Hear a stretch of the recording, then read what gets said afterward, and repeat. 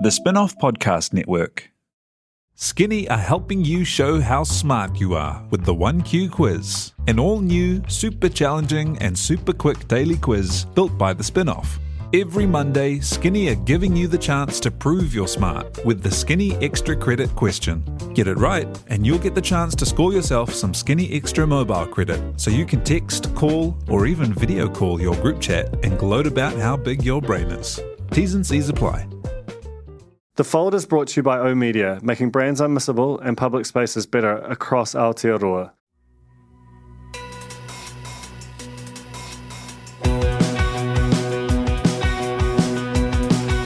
No mai, hoki mai ki a The Fold.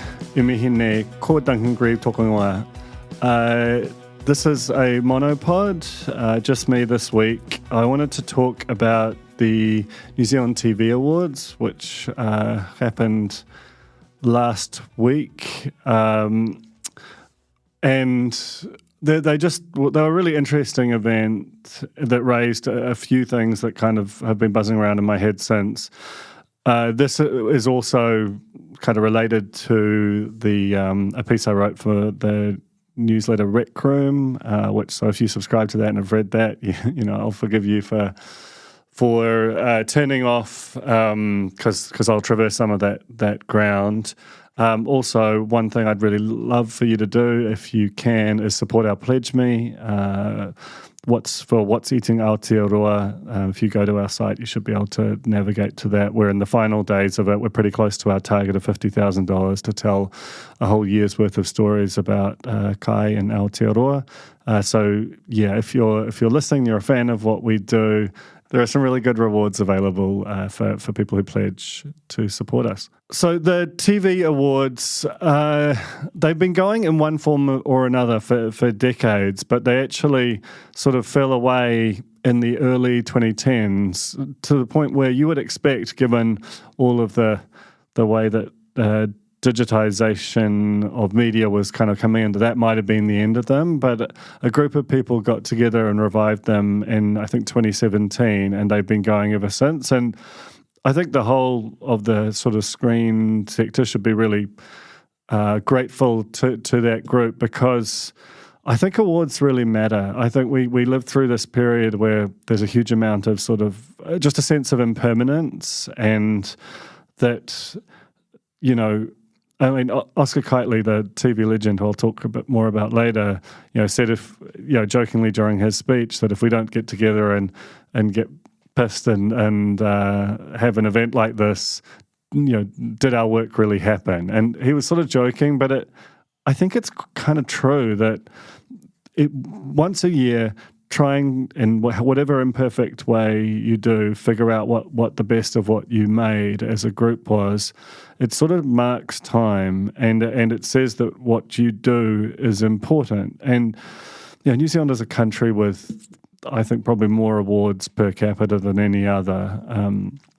And sometimes it can feel a little bit over the top, and like it becomes a bit of an obsession for the sector that's looking at it. But I think TV, because of the scale of the audience, it's important to take a moment to kind of reflect on what you've done. And especially in an era where criticism, which is the other great sorting mechanism that we have, it's going away. If you listen to that podcast I did with Chris Schultz a couple of weeks ago, you can kind of, feel that sense that there is a real sort of thinning of the critical ranks going on. Especially when I think about the kind of era that I grew up on, when there was just a huge amount of criticism, and being a full-time critic was a totally plausible job to aspire to. Not an easy one to get, but they existed in a way that they don't particularly anymore.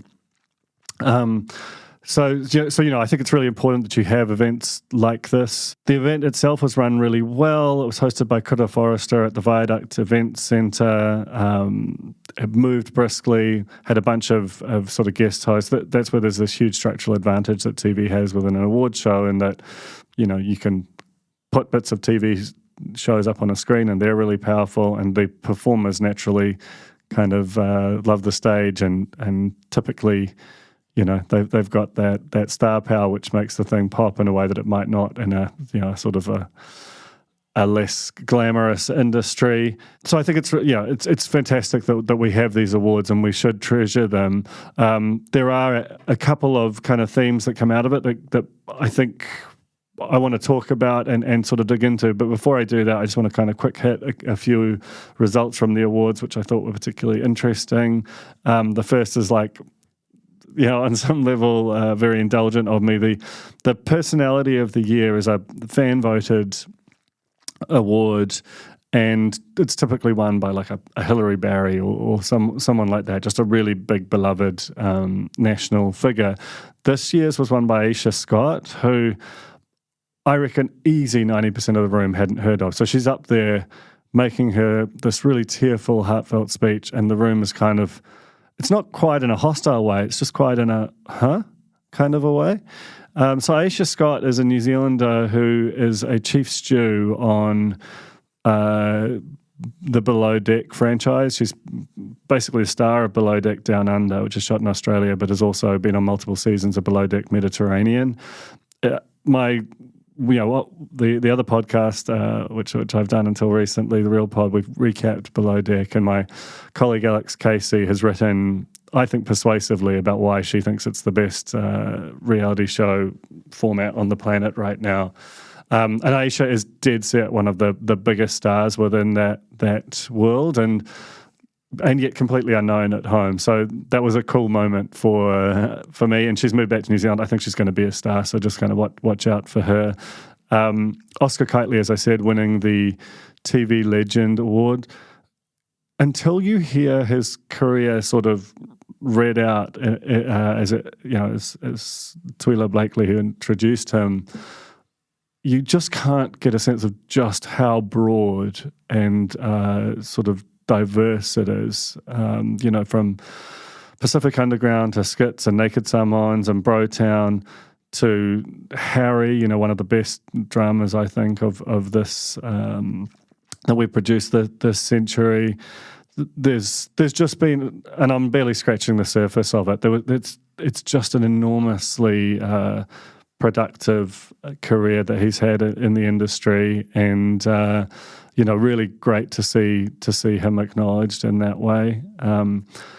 Shortland Street won an award. That doesn't happen very often. Shortland Street can feel like it's quite maligned within the industry, even though some decent percentage of the people on stage, including people like Rena Owen and Kyle McNaughton, who won big awards or presented awards, have owe something to that show. But the award they won was particularly interesting. It was best script for a drama, and if you think about the volume that they have to produce out of that show, really, really impressive to be nominated at all, let alone to scoop that one up. The big awards winners, The Gone picked up 5 awards. That's After the Party, which I expect to just absolutely dominate next year's. It wasn't eligible for this year's awards. It's a co-produced drama with funding from I think it's Ireland and New Zealand, and it just shows that we have to get to that extra level. You kind of just do need a bit more money, and I don't think it's a coincidence that 2 of the most acclaimed dramas that we produced in recent years both came out of the Te Puna Kairangi Fund, which basically allowed for just extra money to make those shows. And I don't know what the solution is, because invariably that means bigger bets and more losers effectively, but there is something in the fact that those shows are likely to travel and grow the industry more than a sort of an alternative which might have been a bit lower budget would have. Princess of Chaos picked up 3. That's the Bevan Schwang story, and won some big awards on the night. The Fold is brought to you by O Media, making brands unmissable and public spaces better across Aotearoa, with over 4,000 out-of-home advertising sites nationwide across both street furniture and retail centres. I'm super grateful to O Media for enabling us to make unmissable connections with Kiwis. Ready to rediscover the joys of cycling? With over 300 kilometres of cycle paths across Tāmaki Makaurau, jumping on your bike and going for a ride is such a fun way to discover the city from a different perspective.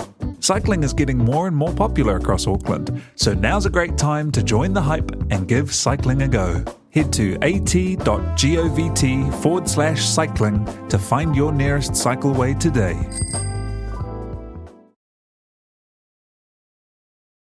So now I want to move into one of the sort of things I think is a bit challenging about these awards. Both Princess of Chaos and The Gone play on TVNZ.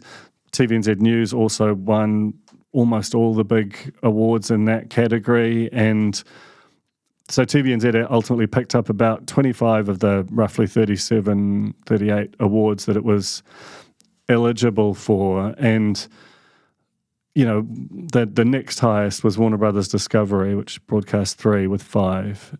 And when you just think about that disparity, when it's the second year in a row that it's been that tilted, it starts to feel like these are the TVNZ awards rather than the NZTV awards. And for the other players who for them to sort of show up and watch this thing be kind of completely dominated by that platform.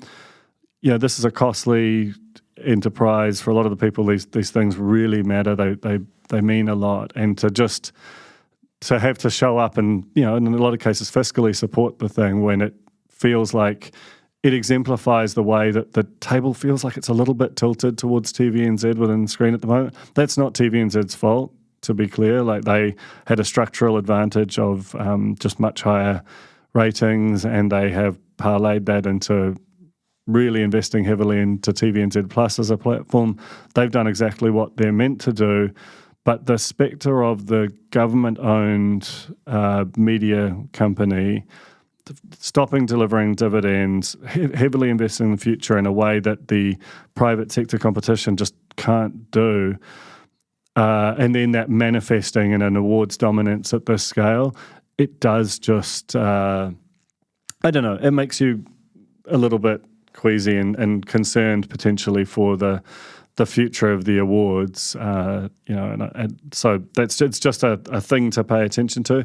The second thing I want to mention, like I sort of feel a bit torn. I've written about it though, so I might as well go in, is the awards happened on the National Māori Day of Action.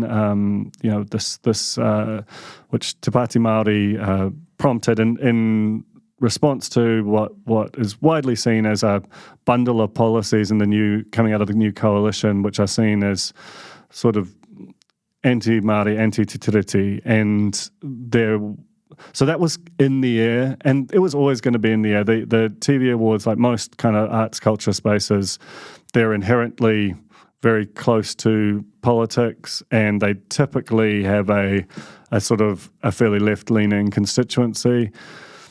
That's all in the game, right? But there was, and I'm not, and there were some statements made from the stage. For example, after opening from Ngāti Whātua, Kura Forrester, the host said, any national voters in the House need a translator, and brought the House down. Great line.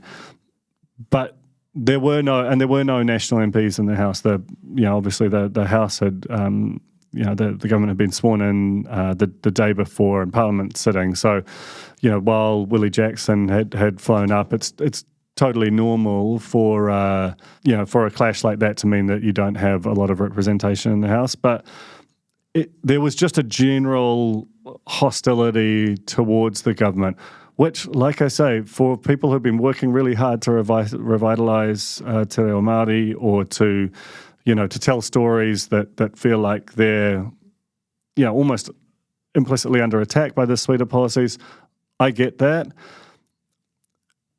But this is an industry which is very largely taxpayer funded. I think I'm just going to stab in the dark guess at somewhere between sort of 50 and 70% of the shows or of the people in the room. Ultimately, it's a taxpayer dollar that paid for the production of the thing that they worked on. And, whether we like it or not, we just had an election in which 55% of the population voted for the parties and they have come up with this kind of Frankenstein coalition agreement, and that's just democracy. It's messy.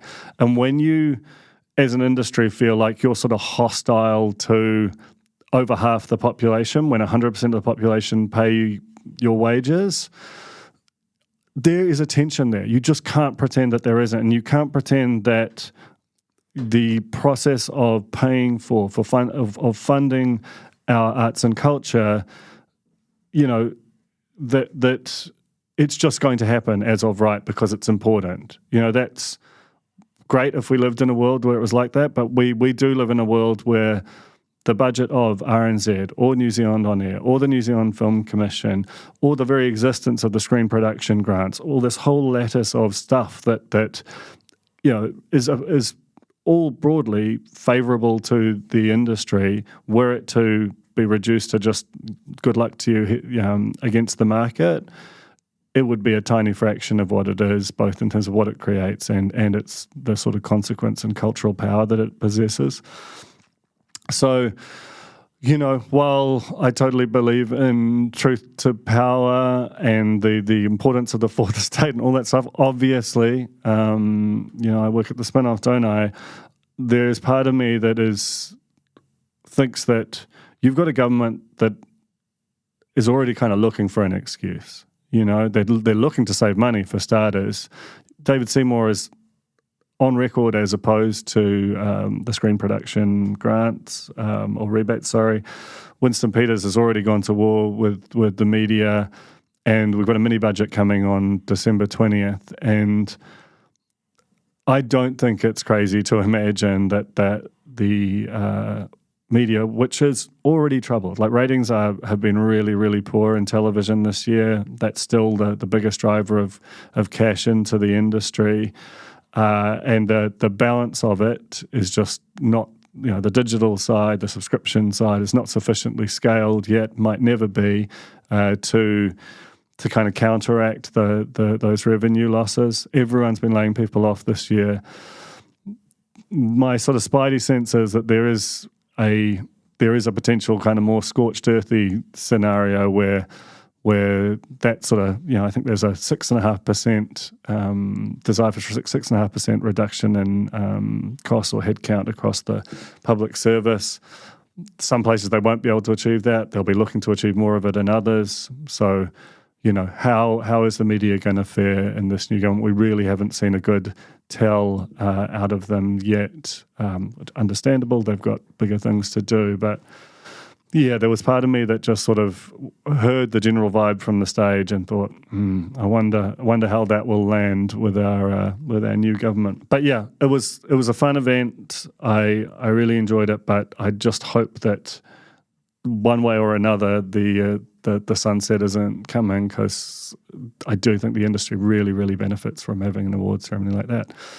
That was the end of the podcast. That was what my intention was, to leave it there. And then I woke up this morning, recording this Friday the 8th of December, and the media insider, he did it again. He had the scoop that Ryan Bridge will be the host of 3's new 7 p.m. show.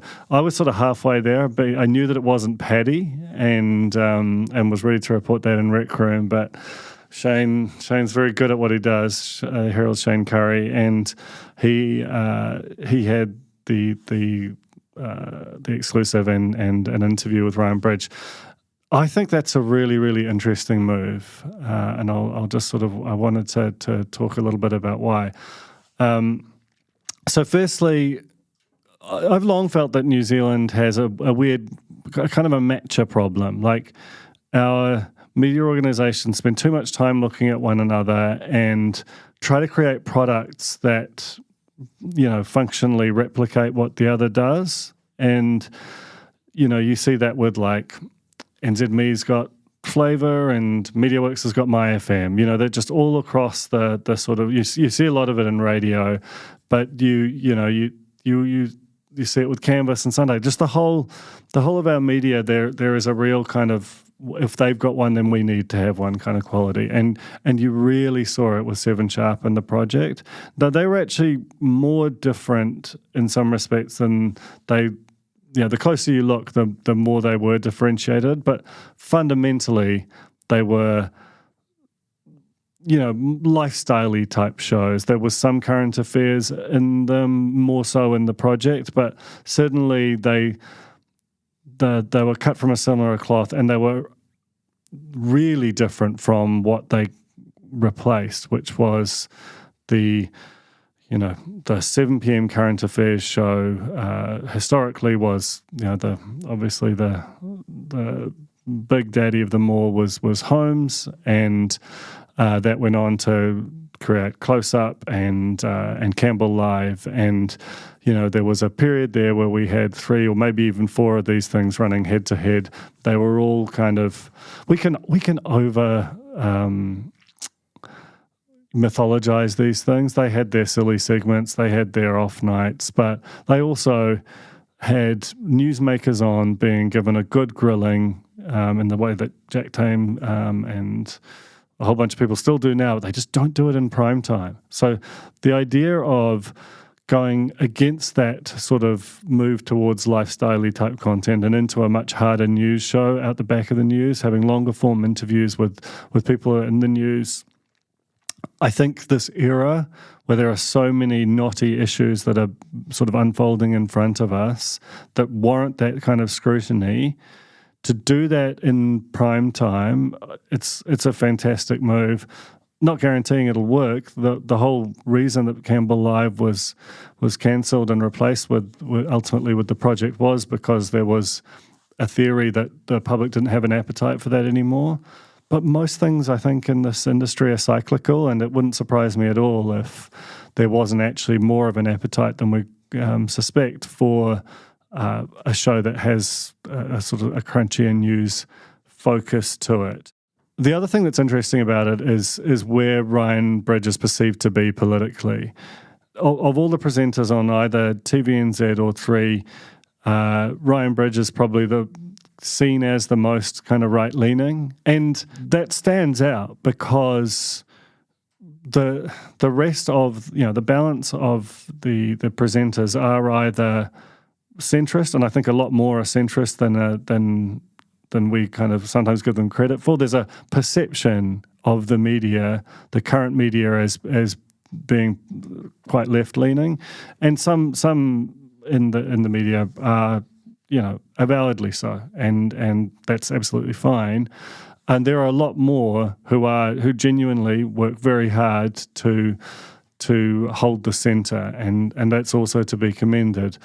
But I'm personally a believer in a media that has diverse perspectives within it, and I think when you have a television sector that broadly either has centrist people or left-leaning people, that is part of what creates this general kind of grumpy disposition towards the media, because, let's face it, 55% of people just voted for the 3 parties that are in government now, and a lot of those people don't feel that their views are regularly represented on television in terms of coming from a particular presenter.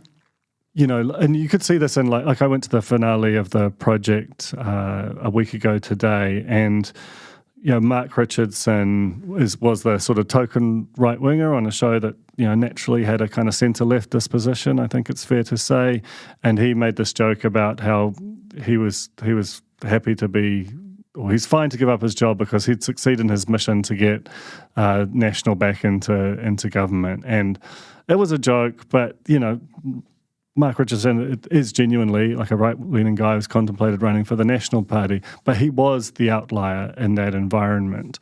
And And that says something about how frequently those views are represented in broad mainstream television environments. Not that there isn't, the biggest radio show in New Zealand is Mike Hosking's Breakfast. So it's not hard to find a shitload of right-wing media. I'm not going to argue that in print, online. But on television, it's gone from being the default, that was a lot of our media used to be kind of right-leaning to being kind of weirdly hard to find.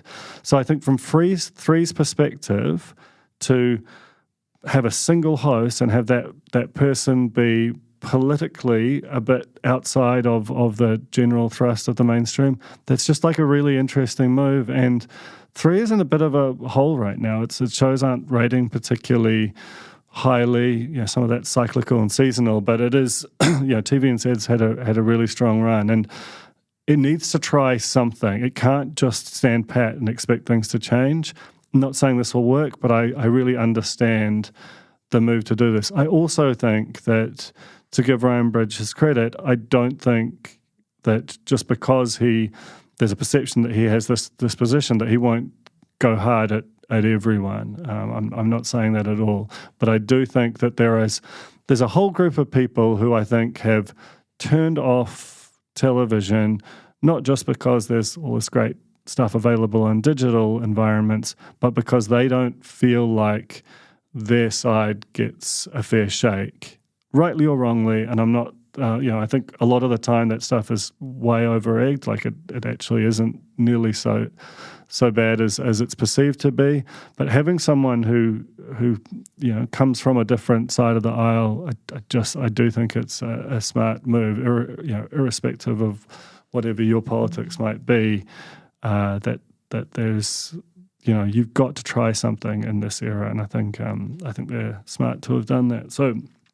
That is all I wanted to say on what I think is a subtly quite interesting piece of positioning. And even if you disagree with it, one final point, even if you disagree with the notion and think that Ryan Bridge is some kind of asshole, look, fair play. But you have a government right now that is sort of on record as pretty hostile and suspicious of media in some quarters. If they have a person in a prominent spot who they feel like is more in their camp, it might just be that they look at the whole of the New Zealand media industry, the news media, and think, well, actually it's starting to kind of rebalance itself a bit, after maybe a period where, for all kinds of, COVID and related reasons, it got a bit out of whack. That's the perception on their side. If they look at this as a rebalancing, then even if you don't believe in the Ryan Bridges project, this might end up being a good thing for the whole media, because it might temper some of the kind of scorched earth tendencies that people like, a David Seymour or Winston Peters might have when they're in sort of high dudgeon mode. So that's my take on the Ryan Bridge at 7 p.m. story. Thanks for listening. This was The Fold.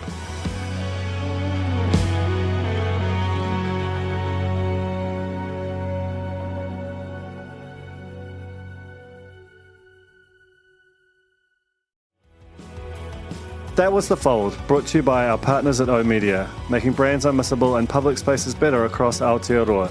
Huge thanks to oOh!media for sponsoring this episode of The Fold and enabling us to make unmissable connections with Kiwis.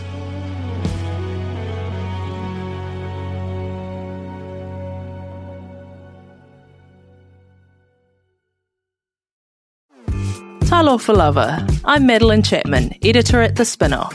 If you have the means, consider supporting our high-quality journalism by becoming a Spinoff member. Sign up now at thespinoff.co.nz/donate.